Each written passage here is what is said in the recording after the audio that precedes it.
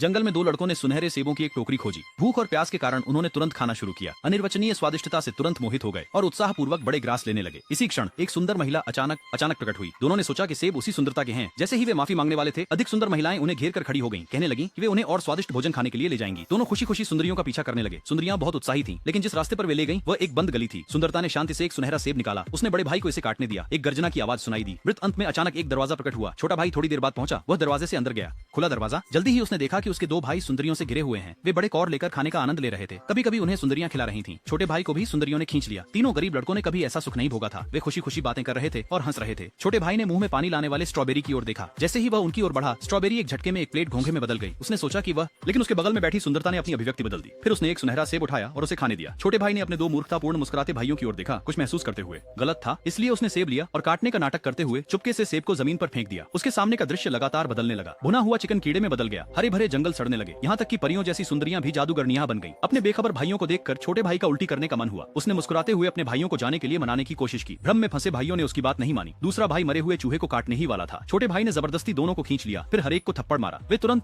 जाग गए। चुड़ैलों ने उनकी जागरूकता को देखकर पीछा करना और रोकना शुरू कर दिया। सौभाग्य से तीनों गुफा बंद होने से पहले ही भाग निकले। उन्होंने अपनी खजाने की खोज जारी रखी। अचानक छोटे भाई ने मदद के लिए पुकार सुनी। वह अकेला ही यह देखने के लिए दौड़ा। आखिरकार एक चुड़ैल की नाक फंसी हुई थी।